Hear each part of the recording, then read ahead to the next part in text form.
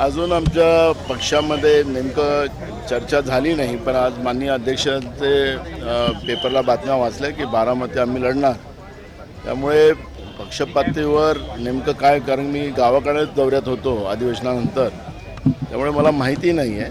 पण जी महाराष्ट्रात परंपरा राहिलेली आहे त्या परंपरेचं पालन करावं अशा पद्धतीची भूमिका आमची आहे. पण अध्यक्षांनी जाहीर केल्यानंतर आता अध्यक्ष कॅन्डिडेट काय देतात, पक्षाने काय निर्णय घेतला हे मला माहिती नाही. मुख्यमंत्र्यांनी आर.आर. पाटलांचं पण उदाहरण दिलं होतं. मुख्यमंत्र्यांनी आर.आर. पाटलांचं उदाहरण दिलं की त्यांच्या वेळेस पण बिनविरोध निवडणूक झाली. मी तुम्हाला सांगतो की निवडणुका ह्या अशा घटना झाल्यानंतर त्याला बिनविरोध करायची एक परंपरा काँग्रेसनीच त्यावेळेस गोपीनाथ मुंडेजींच्या गेल्यानंतर काँग्रेसनी केलेली होती. पण त्याच्यानंतर भाजपने त्याचं पालन केलं नाही. अशा ठिकाणी अनेक घटना झालेल्या आहेत. त्यामुळे माननीय प्रदेशाध्यक्ष यांनी आज काँग्रेसच्या प्रदेशाध्यक्षांनी जो काही निर्णय घेतलेला जो पेपरमध्ये वाचला तो कुठल्या आधारावर घेतला, काय झालं, पक्षश्रेष्ठींनी काय त्यांना सूचना दिलेल्या आहेत त्याची माहिती माझ्याकडे नसल्यामुळे मी त्यावर आत्ता प्रतिक्रिया देऊ शकत नाही. पण अशा घटनेमध्ये अनेकदा काँग्रेस पक्षाने ही भूमिका घेतली आहे की बिनविरोध निवडणुका झाल्या पाहिजे. आग्रह नसावा असं आग्रह जो होत आहे तुमच्या पक्षाच्या वतीनं तो नसावा. व्यक्तिगत तुमची भूमिका या आतापर्यंत परंपरा होती, भाजपने ती मतात मोडलेली होती.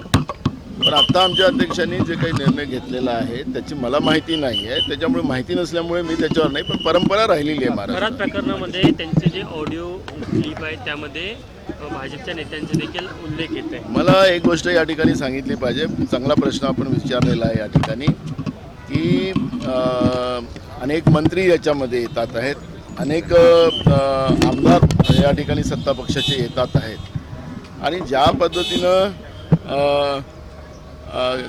महिला ज्या अध्यक्षा होत्या त्यांना तुम्ही काढलं तर मग तुमच्या मंत्र्यांची नावं येतात आहेत, तुमच्या आमदारांची नावं येतात आहेत. अशी सगळी नावं येत असताना एका महिला अध्यक्षावर कारवाई करण्यापेक्षा बाकी यांच्यावर कारवाई का सरकार करत नाही.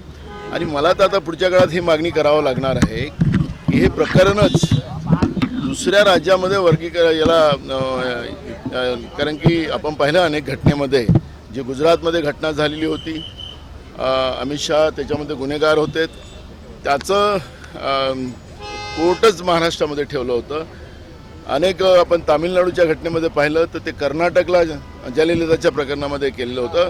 ही घटना मोठी आहे आणि त्याच्यामुळे या राज्यामध्ये हे न चालता याचा प्रभाव पडू शकतो आणि म्हणून दुसऱ्या राज्यामध्ये या पद्धतीचं व्हावं. आणि ही पोलिसांनी जी चौकशी ATSच्या माध्यमातून केली जाते आहे या चौकशीमध्ये पुन्हा खोलात जाण्याची गरज आहे. पण ज्या पद्धतीने हे सगळ्यांना सत्तेमध्ये असलेल्या लोकांना सांभाळण्याचं काम मुख्यमंत्री करतात आहेत तीच खऱ्या अर्थानं गंभीर बाब आहे. आणि म्हणून या खरात प्रकरणामध्ये सरकारच अडचणीत आलेलं आहे आणि सरकार यांना पाठीशी घालते असं चित्र आम्हाला पाहायला मिळते आहे.